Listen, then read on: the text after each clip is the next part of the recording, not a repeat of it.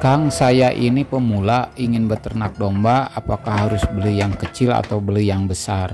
Itu pertanyaan umum yang sering dilontarkan para pemirsa yang akan mulai ingin beternak domba Garut khususnya. Dan akan saya jelaskan dimulai dari mana bagi pemula untuk mulai beternak domba, apakah beli domba kecil, domba besar, atau langsung beli domba atau bagaimana. Ini penjelasan mudah-mudahan bisa memberikan sedikit gambaran bagi mereka yang akan terjun ke breeding.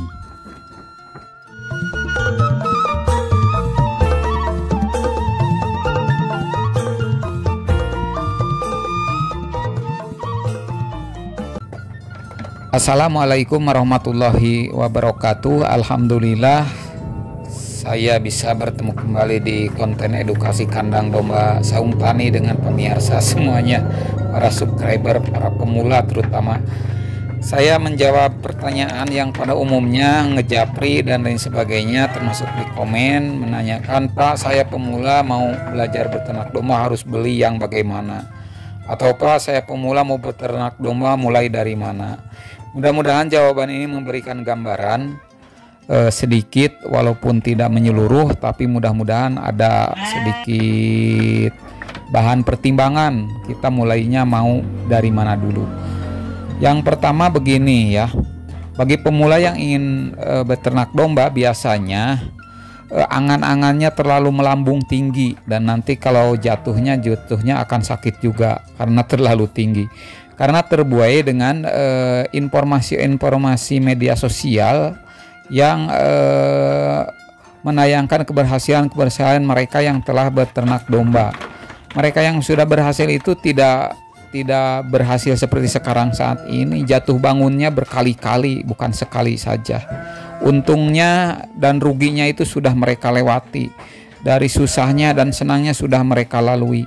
Jadi yang diangkat sekarang seperti dari beternak domba di kampung sangat menguntungkan, cepat menjadi kaya. Beternak domba itu dari sekian puluh juta bisa menjadi sekian ratus juta. Keuntungan per bulan bisa menghasilkan sekian puluh juta. Itu tidak begitu, bro. Itu tidak begitu prosesnya. Memerlukan proses yang panjang. Tidak ada orang yang sukses tanpa proses. Ingin loncat saja. Angan-angan pemula biasanya ketika melihat konten seperti itu, imajinasinya membumbung tinggi sehingga ingin cepat apa yang mereka raih seperti yang disampaikan, ingin instan, secepat kilat begitu. Nah, jadi kembali lagi ke laptop yang tadi, pemula harus mulai dari mana? Yang pertama, supaya tidak ngerepotin orang lain juga nanya-nanya terus, simak dulu informasi-informasi tentang tata cara mulai beternak domba. Kumpulkan dulu yang pertama ilmu-ilmu dasar beternak domba. Seperti apa ilmu dasar beternak domba? Yang pertama ya, harus tahu dulu misalkan informasi tentang cara memilih bibit yang baik, pejantan yang baik.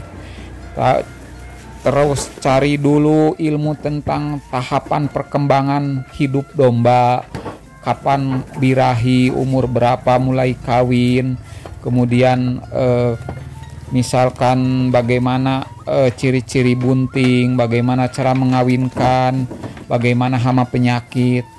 Nah, kemudian setelah itu yang kedua adalah bagaimana, ini khusus yang dogar, bagaimana menyiapkan kandang untuk domba Garut atau dogar yang bagus, yang baik, yang standar dogar, bukan standar domba kacang atau domba yang lain, standar dogar. Karena apa? Karena dogar itu mempunyai sifat agresivitas yang tinggi. Dia itu sebagai fighter atau petarung sejati khusus domba. Jadi mempunyai agresivitas yang tinggi.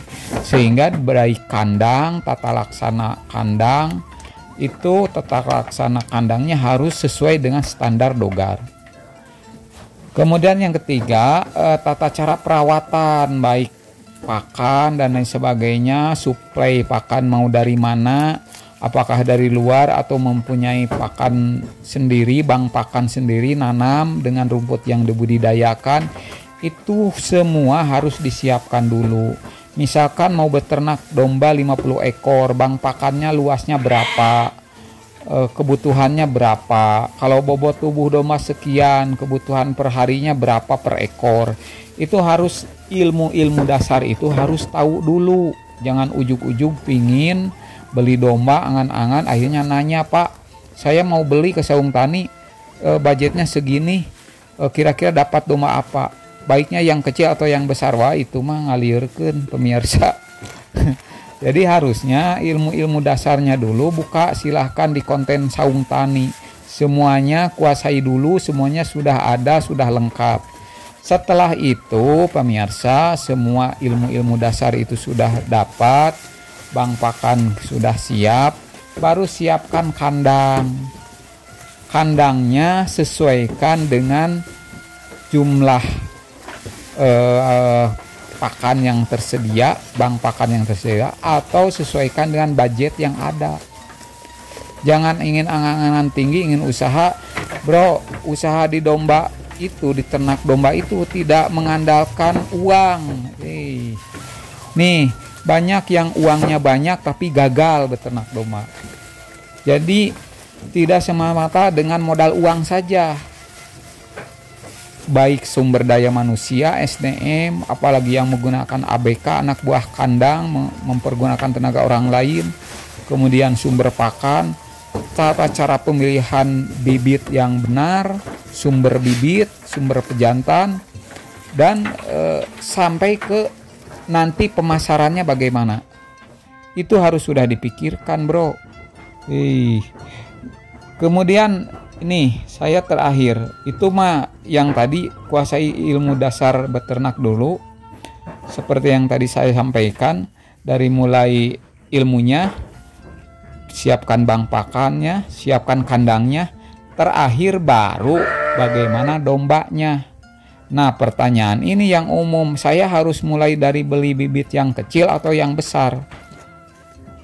Saya jawab, sesuaikan dengan kenyataan.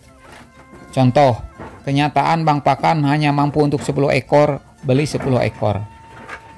Jadi antara realita dengan cita-cita itu harus sesuai, harus menyatu. Jangan cita-cita tinggi, realitanya nol, ya tidak akan nyambung, bro. Gitu pemirsa, tidak akan ada titik temunya. Kemudian setelah itu sesuaikan dengan budget yang ada. Inginnya angan-angannya tinggi, domba galur murni dengan yang bagus, spek bagus, tapi harganya kecil, harga domba kacang, ya nggak bakalan nyambung dong. Jadi kalau mau nyambung dimulainya, kalau mampunya beli bibit yang big, yang gede, otomatis bibit big, super, cantik, ganteng, dagingnya gede, posturnya gede, bobotnya gede, pasti harganya gede. Gitu. Kemudian kalau misalkan budgetnya besar, ya silahkan beli yang gede, bahkan yang siap kawin atau indukan yang sudah pernah laktasi. Tetapi bagi mereka pemula yang budgetnya minim, ya kecil, ya sesuaikan beli dombanya dengan keadaan semampunya budget, jangan memaksakan.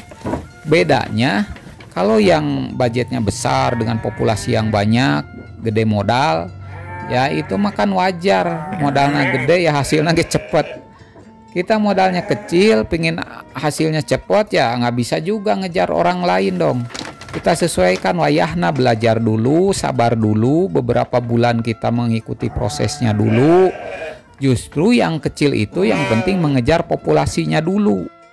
Gitu. Jadi supaya apa? Supaya karena mengurangi resiko kerugian, apalagi pemula kan masih dalam proses belajar. Yang penting pemula itu dombanya tidak sakit aja, tidak mati sudah hebat. Jadi kalau beli yang kecil dulu, misalkan karena budget minim, ya belajar ngagedekeun, ya belajar untuk tahu perkembangan tubuh domba, belajar nanti bagaimana umur birahi domba, kapan birahinya, umur berapa, bagaimana mengawinkannya, begitu.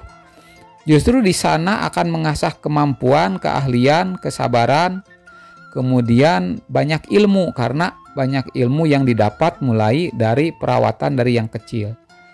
Begitu. Jadi kesimpulannya untuk yang menanyakan, Kang saya pemula harusnya baiknya beli yang bagaimana?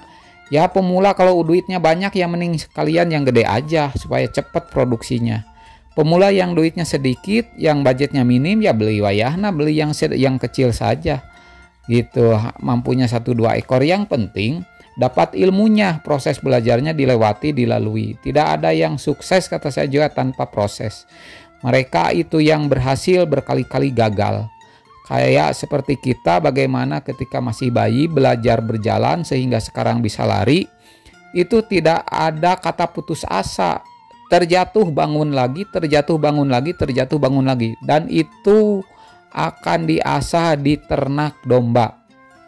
Gitu. Jadi terakhir setelah tadi ilmunya dapat dan lain sebagainya, sampai budget sudah direncanakan, terakhir siapkan mental. Ini mental kunci yang akan menentukan keberhasilan. Orang yang mentalnya tidak kuat, bosenan, ingin cepat berhasil, ingin cepat keuntungan, akhirnya sering gagal di tengah jalan, berhenti di tengah jalan karena ingin instan. Tapi mereka yang pantang menyerah, jerih payahnya dilewati, kemudian suka dukanya juga dilalui, kemudian tidak pernah putus asa, tidak pernah bosan, kemudian segala suka dukanya juga dinikmati, dijalani. Nah, mental yang begitu akan mengasah jiwa dan mentalnya dia sendiri, sehingga kesuksesan itu suatu saat akan menghampiri. Gitu pemirsa, mudah-mudahan bermanfaat, ada sedikit gambaran bagi mereka pemula yang akan mulai berternak domba. Tetap semangat, salam ngarit, salam berternak, bangga jadi peternak. Wassalamualaikum warahmatullahi wabarakatuh.